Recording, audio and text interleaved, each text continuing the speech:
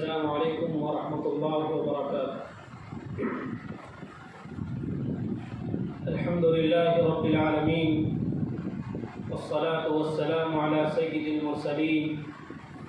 سید الاولین والآخرین سیدنا ونبینا وامامنا وقدوتنا واسوتنا محمد وعلی آلہ واصحابہ وازواجہ وذریاتہ وبارک وسلم تسلیما کثیرا کثیرا، اما بعد۔ آج آپ حضرات کی خدمت میں 5ویں پارے کی تفسیر مختصر انداز میں پیش ہے۔ 5ویں پارے کے اندر اس کے شروع کی آیات میں اللہ رب العالمین نے طلاق کا تفصیلاً ذکر کیا ہے۔ طلاق کی اسلام میں کیا اہمیت ہے، اس کی کیا حیثیت ہے، اس کو اللہ رب العالمین نے بیان کیا۔ سب سے پہلے ایک بات یہ سمجھ لینی چاہیے کہ شریعت کی نگاہ میں نکاح ایک پاکیزہ، ٹھوس اور پائیدار رشتہ جو دو اجنبی رشتوں کے ملنے کی ایک جائز صورت، اس کے ذریعے خاندان وجود میں آتا ہے۔ اسلام چاہتا ہے کہ جن مرد عورت نے نکاح کی صورت میں ایک ساتھ زندگی بسر کرنے اور آخر تک ایک دوسرے کا ساتھ نبھانے کا جو عہد کیا ہے، جو وعدہ کیا ہے، اسلام چاہتا ہے کہ یہ عہد ہمیشہ باقی رہے، ہمیشہ برقرار رہے۔ معمولی باتوں پر، چھوٹی چھوٹی مشقتوں پر یہ رشتہ کہیں بیکار نہ ہو جائے، اسلام یہ چاہتا ہے۔ لیکن زندگی کے اس سفر میں کبھی کبھی ایسے حالات آتے ہیں جب دونوں میاں بیوی کا ایک ساتھ رہنا مشکل ہو جاتا ہے۔ آپسی تنازع، گھریلو مسائل یا ذہنی تفاوت ایسی شکل اختیار کر لیتے ہیں کہ دونوں کا ایک جگہ جمع ہونا دونوں کے الگ ہونے سے زیادہ زر رساں ہوتا ہے۔ نفرت کی آگ دونوں طرف لگی رہتی ہے، بچوں کا مستقبل تاریک نظر آنے لگتا ہے۔ تو ایسی صورتحال میں شریعت نے ایک رخصت یہ دی ہے کہ شوہر طلاق دے کر ان تمام مسائل سے دستبردار ہو جائے۔ طلاق چونکہ اس رشتے کو توڑنے کا نام ہے جو نکاح کے ذریعے قائم ہوا تھا، ظاہر بات ہے فطرت اس کو گوارا نہیں کرے گی، اور اسلام آئین فطرت ہے تو اسلام بھی اس کو پسند نہیں کرے گا۔ سنن ترمذی کے ابواب الطلاق میں حدیث ہے جن کے راوی حضرت ثوبان رضی اللہ عنہ ہے، وہ فرماتے ہیں ان رسول اللہ صلی اللہ علیہ وسلم قال ایما امرأة سألت زوجها طلاقا من غیر وأس فحرام علیہا رائحة الجنہ، کہ حضرت ثوبان رضی اللہ عنہ فرماتے ہیں کہ نبی پاک صلی اللہ علیہ وسلم نے ارشاد فرمایا، جو عورت خواہ مخواہ بغیر کسی عذر کے اپنے شوہر سے طلاق کا مطالبہ کرتی ہے تو ایسی عورت پر جنت کی خوشبو بھی حرام۔ ترمذی شریف کے ایک دوسری روایت میں ہے کہ المختلعات ہن المنافقات، کہ بیجا خلا کا مطالبہ کرنے والی یہی اصل میں منافق۔ بڑی سختی کے ساتھ حضور پاک صلی اللہ علیہ وسلم نے بیان کیا۔ تیسری بات جو ابو داؤد کے اندر حدیث بیان کی حضور پاک صلی اللہ علیہ وسلم نے کتاب الطلاق کے اندر، ابغض الحلال الی اللہ الطلاق، کہ اللہ رب العالمین کے نزدیک حلال چیزوں میں سب سے مبغوض، سب سے زیادہ نفرت زدہ کوئی چیز ہے تو وہ طلاق۔ طلاق حلال ہے لیکن اللہ رب العالمین اسے ناپسند فرماتے ہیں۔ طلاق کے اختیار کا جو طریقہ اسلام نے بتایا وہ یہ ہے کہ میاں بیوی خوب غور و فکر کر لیں، خوب سوچیں سمجھیں، اور جب طلاق دینے کی نوبت آئے تو مرد پر یہ ذمہ داری ہوتی ہے کہ وہ 3 توہر میں ایک ایک طلاق کر کے دے۔ دھڑلے سے 3 طلاق نہ دے، یہ کسی بھی طرح، کسی بھی مذہب کے نزدیک، کسی بھی مسلک کے نزدیک یہ صحیح نہیں ہے۔ دھڑلے سے 3 طلاق دینا، تمام لوگ اس کو بدعت قرار دیتے ہیں، طلاق تو واقع ہو جاتی ہے لیکن یہ طلاق کی ایک بدنما صورت، بہت بیکار یہ قسم ہے طلاق کی کہ دھڑلے سے آدمی 3 طلاق۔ طلاق کا مرحلہ یہ تو آخری مرحلہ، اس سے پہلے اصلاح کی کوششیں کی جائے، آپس میں ایک دوسرے کو سمجھنے کی کوشش کی جائے، جس کو اللہ رب العالمین نے 5ویں پارے کے اندر بیان کیا، واللاتی تخافون نشوزہن فعظوہن واہجروہن فی المضاجع واضربوہن، کہ 3 مرحلے اللہ رب العالمین نے اس آیت میں بیان کیے کہ اگر بیوی کی جانب سے کوئی ایسی چیز، ناگوار چیز پیش آئے جس کو شوہر ناپسند کرتا ہے، جو شریعت کے بھی خلاف ہو اور جو ازدواجیت کے بھی خلاف ہو، تو پہلا حکم اللہ نے یہ بیان کیا کہ جب ایسی کوئی صورت پیش آئے تو مرد کی ذمہ داری ہوتی ہے فَعِظُوهُنَّ، کہ اپنی بیوی کو محبت کے ساتھ سمجھائے۔ یہ وعظہ جو لفظ آتا ہے، واعظ کرنا، اس کے اندر محبت کا معنی ہے کہ محبت کے ساتھ سمجھایا جائے، بات کی جائے، محبت کے ساتھ سمجھانے کی کوشش کی جائے زبانی اعتبار سے۔ اگر مسئلہ یہاں حل نہیں ہوتا ہے، بات نہیں سمجھ میں آتی ہے، تو دوسرا مرحلہ اللہ رب العالمین نے بیان فرمایا وَاهْجُرُوهُنَّ فِي الْمَضَاجِعِ، بستر الگ کرنے کا حکم اللہ نے دیا کہ اگر بات سے، اگر سمجھانے سے سمجھنے کی کوشش نہیں کر رہی اگر بیوی، اللہ رب العالمین کا یہ حکم ہے کہ بستر الگ کیا جائے تاکہ اسے احساس دلانے کے لیے اللہ رب العالمین نے فرمایا کہ بستر الگ کرو۔ لیکن اگر یہ بھی صورت کامیاب نہ ہو سکے تو تیسری صورت اللہ رب العالمین نے بیان فرمائی وَاضْرِبُوهُنَّ، اب مرد عورت پر ہاتھ اٹھا سکتا ہے، لیکن یہ مارنے کا جو حکم دیا گیا اس میں اس بات کا لحاظ رکھنا چاہیے جو ماری جائے وہ ضرب غیر مبرح ہو، یعنی ایسی مار ہو جس کے نشانات جسم پر نہ پڑے، ایسی مار ہو جس میں نہ خون بہے نہ ہڈی ٹوٹے، اور چہرے پر تو قطعی طور پر نہ مارے، اس میں حدیث میں منع کیا گیا چہرے پر مارنے سے، تو جو بلکہ تنبیہ کے طور پر مارنے کا، ہلکی سی مارنے کا اللہ رب العالمین نے حکم دیا۔ یہ 3 مرحلے اللہ رب العالمین نے بیان فرمائے، اور یہ تینوں گھر کے اندر کے مسئلے ہیں کہ آدمی سب سے پہلے گھر کے اندر اصلاح کرنے کی کوشش کرے، لیکن جب یہ بھی صورت ناکام ہو جائے، جب یہ تینوں مرحلے میں آدمی ناکام ہو جائے، تو اب شریعت نے یہ حکم دیا کہ اب خاندان والے مل کر فیصلہ کریں، خاندان والے مل کر ان دونوں کے درمیان اصلاح کرنے کی کوشش کریں، جس کو اگلی آیت میں اللہ رب العالمین نے بیان فرمایا وَإِنْ خِفْتُمْ شِقَاقَ بَيْنِهِمَا فَابْعَثُوا حَكَمًا مِّنْ أَهْلِهِ وَحَكَمًا مِّنْ أَهْلِهَا إِنْ يُرِيدَا إِصْلَاحًا يُوَفِّقِ اللَّهُ بَيْنَهُمَا إِنَّ اللَّهَ كَانَ عَلِيمًا خَبِيرًا۔ اگر تمہیں اندیشہ ہو اس بات کا، دونوں کے درمیان توڑ کا ڈر ہو، تو ایک فیصلہ کرنے والا مرد کی جانب سے اور ایک فیصلہ کرنے والا عورت کی جانب سے تم کھڑا کرو۔ إِنْ يُرِيدَا إِصْلَاحًا، اگر دونوں لوگ اصلاح کرنے کی کوشش کرتے ہیں، یوفق اللہ بینہما، اصلاح کا ارادہ رکھتے ہیں، تو اللہ رب العالمین توفیق دے گا اصلاح کی۔ ان اللہ کان علیما خبیرا، یقیناً اللہ رب العالمین خوب جاننے والا اور پوری خبر رکھنے والا ہے۔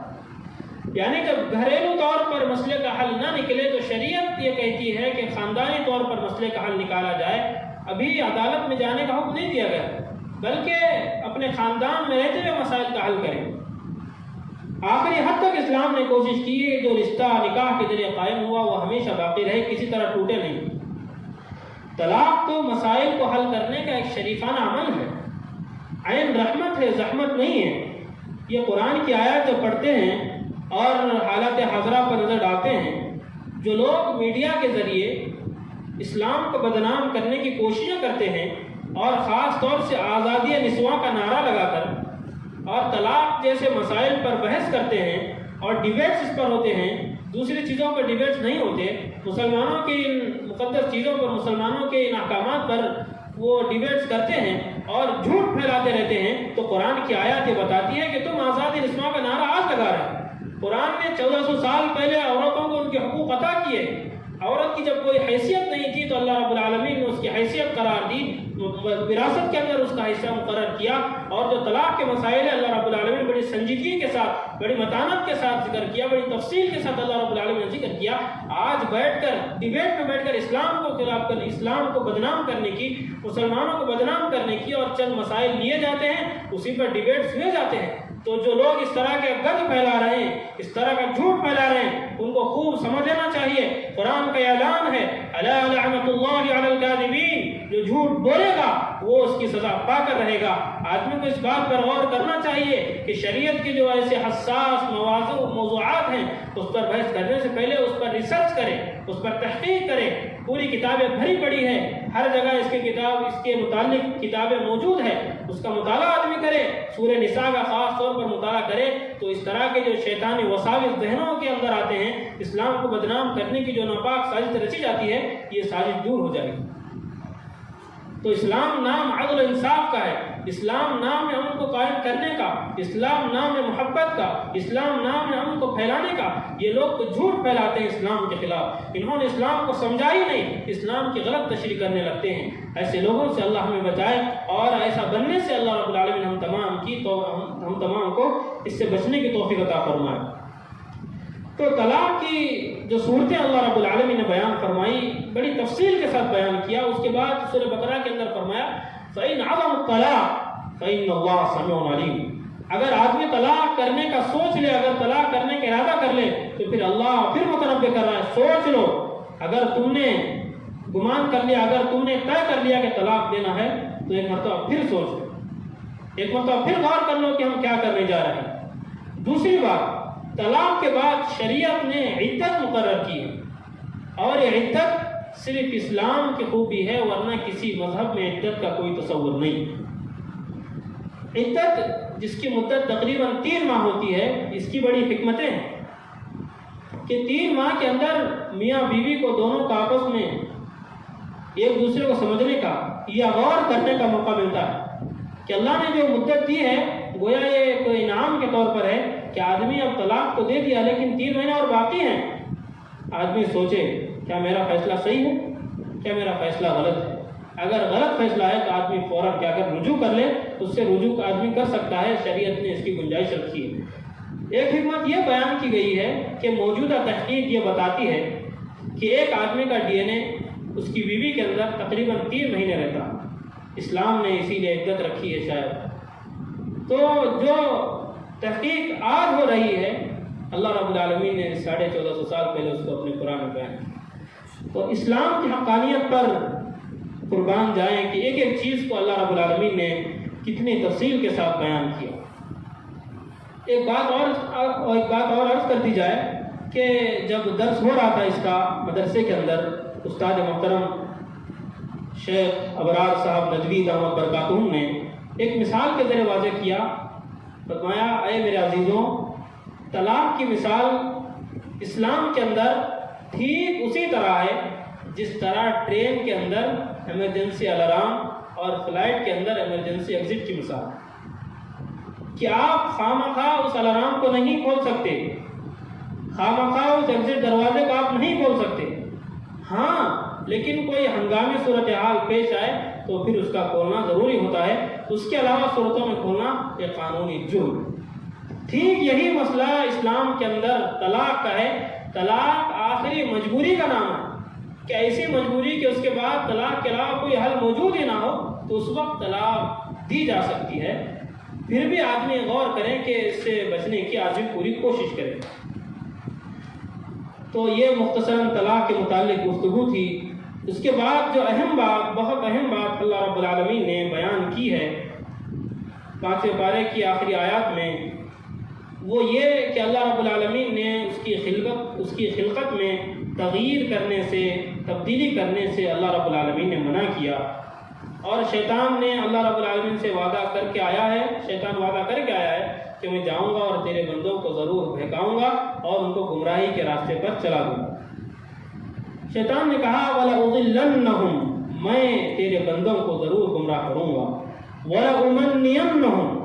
اور لمبی لمبی امیدیں انہیں دلاؤں گا، لمبی لمبی آرزویں انہیں دلاؤں گا، وَلَآمُرَنَّهُمْ، اور انہیں حکم دوں گا، وَلَيُبَتِّكُنَّ آذَانَ الْأَنْعَامِ، وَلَآمُرَنَّهُمْ فَلَيُغَيِّرُنَّ خَلْقَ اللَّهِ، یعنی بہت سی چیزوں کا شیطان نے اللہ کے ساتھ وعدہ کیا ہے کہ میں فلاں کام کروں گا، فلاں طریقے سے بہکاؤں گا، اور خاص طور سے یہ کہا وَلَآمُرَنَّهُمْ فَلَيُغَيِّرُنَّ خَلْقَ اللَّهِ، میں بندوں کو بہکاؤں گا کہ وہ تیری خلقت میں تبدیلی کریں، تو وہ تیری خلقت میں تبدیلی کریں گے، تیری تخلیق میں وہ تبدیلی کریں گے۔ تو اللہ رب العالمین نے آگے کیا کہ جو اس طرح کا کام کرے گا اس کا ٹھکانہ تو جہنم۔ اب ایک چیز ہم کو یہاں یہ دیکھنی ہے فَلَا يُغَيِّرُنَّ خَلْقَ اللَّهِ، کہ تغییر خلق اللہ میں کیا کیا چیزیں آتی ہیں۔ تو بہت ساری باتیں اس میں کہی گئی ہیں کہ تغییر خلق اللہ میں بے شمار چیزیں آتی ہیں، یعنی جیسے احکامات ہیں، جن احکامات کو اللہ نے جائز قرار دیا اس کو حرام قرار دینا، جن چیزوں کو اللہ نے حرام کیا اس کو جائز قرار دینا، جن چیزوں کو حلال کیا اس کو حرام قرار دینا، یا اس کا الٹا کرنا، یہ تمام کیا ہے تغییر خلق اللہ میں شامل ہے۔ دوسری بات جو احادیث میں ملتی ہے کہ تغییر خلق اللہ سے یہ بھی مراد ہو سکتا ہے کہ آدمی عورت کی مشابہت اختیار کرے اور عورت آدمی کی مشابہت اختیار کرے۔ یہ بھی گویا اللہ کی خلقت میں تبدیلی کرنے کی کوشش ہے کہ اللہ نے جس نیچر پر آدمی کو بنایا کہ تو آدمی رہے، لیکن آدمی کیا کر رہا ہے؟ عورت کی شکل اختیار کر رہا ہے، عورت کی مشابہت کر رہا ہے۔ عورت کو اللہ نے بنایا کہ تو آخر دم تک عورت رہے گی، لیکن وہ مردوں جیسا لباس فیشن کے نام سے پہن رہی ہے۔ تو اس کو حدیث پاک کے اندر نبی پاک صلی اللہ علیہ وسلم نے بڑی سختی کے ساتھ بیان فرمایا، جو نبی جس نے نہ کبھی کسی کو مارا نہ کسی کو ڈانٹا اپنے ذاتی مفاد کے لیے، کسی کو اللہ کے رسول نے نہیں ڈانٹا نہ کسی پر ہاتھ اٹھایا، لیکن اللہ کے رسول نے ایسے سخت جملے ان لوگوں کے متعلق کہے جو مردوں کا لباس اختیار کرتی ہیں عورتیں، اور وہ مرد جو عورتوں کی مشابہت اختیار کرتی ہیں۔ بڑا سخت جملہ اللہ کے رسول نے عرض کیا کہ لعن رسول اللہ صلی اللہ علیہ وسلم المتشبہین من الرجال بالنساء والمتشبہات من الناس بالرجال، کہ اللہ کے رسول صلی اللہ علیہ وسلم نے لعنت بھیجی ان مردوں پر جو عورتوں کی مشابہت اختیار کرتے ہیں، اور ان عورتوں پر لعنت بھیجی جو مردوں کی مشابہت اختیار کرتے ہیں۔ بڑی سخت بات، یہ حدیث بخاری کی حدیث ہے، اسی طرح مسلم میں اور کئی حدیث میں اس کا تذکرہ ہے، کتاب اللباس میں بخاری شریف میں یہ حدیث مروی ہے کہ اللہ کے رسول نے لعنت بھیجی ہے ان لوگوں پر،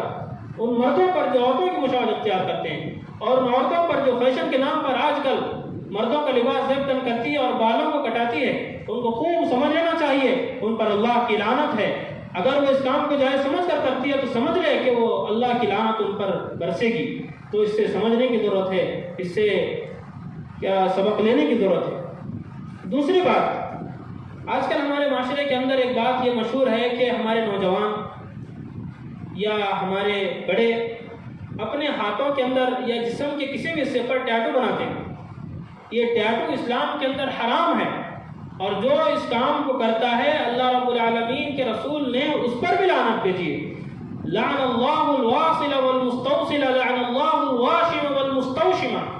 جو گدواتا ہے یا جو گودتا ہے، یعنی جو اس کا پیشہ بھی اختیار کرتا ہے اور جو اس عمل کو کرتا ہے اور اپنے جسم پر کسی چیز کو سوئی کے ذریعے یا مشین کے ذریعے یا کوئی بھی اس کی صورت ہو اس کے ذریعے اگر اپنے جسم پر گدواتا ہے، اللہ کے رسول صلی اللہ علیہ وسلم نے کہا اس پر اللہ کی لعنت۔ لعن نبی صلی اللہ علیہ وسلم الواشمۃ والمستوشمہ، دونوں پر جو اس طرح کا پیشہ کرتا ہے، پیشہ اختیار کرتا ہے، اس پر بھی لعنت، اور جو جا کر اپنے جسم پر ٹیٹو بناتا ہے اس پر بھی اللہ کی لعنت۔ تو تغییر خلق اللہ میں یہ چیزیں شامل ہے کہ جس نیچر پر اللہ رب العالمین نے بنایا اسی پر اس کو قائم رہنا ہے، اس سے زیادہ اس سے حد نہیں پار کرنی ہے۔ شریعت نے ہر چیز کے حدود مقرر کیے، تو حدود میں رہ کر ہاں بناؤ سنگار کرنا ہے، اپنے آپ کو خوبصورت ترین بنانے کی کوشش کرنا ہے، وہ حدود میں رہ کر، لیکن اس طرح کہ آدمی کی جنسی تبدیل ہو جائے، آدمی مرد تھا کسی سرجری کے ذریعے عورت بن جائے، یا عورت تھی کسی سرجری کے ذریعے مرد بن جائے، یا ایسے کام کرے جو مردوں کے ہیں، یا عورتیں یا مرد ایسے کام کرے جو عورتوں کے ہیں۔ تو ان چیزوں کے متعلق کہا گیا، ان جیسے المتشبہین من الرجال بالنساء، جو مرد عورتوں کی مشابہت اور جو عورتیں مردوں کی مشابہت اختیار کرتے ہیں ان پر لعنت ہے۔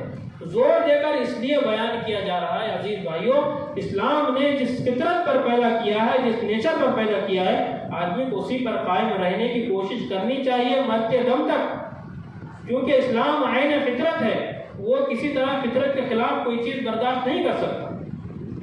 آخری بات جو تغیر خلق اللہ کی ایک صورت ہے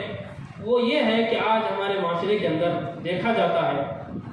کہ ہیئر اسٹائل کے نام سے پتہ نہیں کس نے اسٹائل نکل چکے ہیں کہ ایک طرف کے بال آدمی کٹ کر رہا ہے، مڑوا رہا ہے، ایک طرف کے بال آدمی لمبے چھوڑ رہا ہے۔ اس سے بھی حدیث پاک منع کیا گیا۔ مسلم شریف کی حدیث ہے جس کے راوی حضرت عبداللہ بن عمر رضی اللہ عنہ فرماتے ہیں ان رسول اللہ صلی اللہ علیہ وسلم نہا عن القزع، کہ حضور پاک صلی اللہ علیہ وسلم نے قزع سے منع کیا۔ یہ قزع کیا ہے؟ اس کی تشریح یہ کی گئی یحلق بعض الراس ویترک بعض، کہ سر کے بعض حصے کو موڑ دیا جائے اور بعض حصے پر بال رکھے جائیں۔ یہ فطرت نہیں ہے۔ فطرت یہ ہے یا تو تمام بال یکساں ہوں، بڑے ہوں، یا تمام بال یکساں چھوٹے ہوں۔ کہیں کے بال چھوٹے کہیں کے بڑے، یہ شریعت کے خلاف۔ ہمارے نوجوان نمازیں پڑھتے ہیں، روزوں کی پابندی کرتے ہیں، زکوٰۃ ادا کرتے ہیں، لیکن ان سب چیزوں سے نہیں بچتے۔ آج ہمارا سب سے بڑا مسئلہ یہ ہے کہ ہم نے نماز پڑھنے، روزہ رکھنے، دو چار عبادت کرنے کا نام ہم نے اسلام سمجھ لیا۔ اسلام مکمل زندگی کا نام ہے۔ زندگی کے ہر شعبے میں جو مسائل پیش آتے ہیں ان احکامات پر عمل کرنے کا نام اسلام ہے۔ صرف نماز پڑھ لیے کافی نہیں ہے، بلکہ شریعت نے جو حدود مقرر کیے ان حدود میں رہنا ہے، جو فطرت کے طریقے بتائے اس پر قائم رہنا ہے، فطرت کے خلاف آدمی کو کام نہیں کرنا ہے۔ تو یہ مختصراً تفسیر تھی 5ویں پارے کی۔ اللہ رب العالمین سے دعا ہے اللہ تعالیٰ ہم تمام کو مکمل اسلام پر عمل کرنے کی اور حضور پاک صلی اللہ علیہ وسلم کی سنتوں پر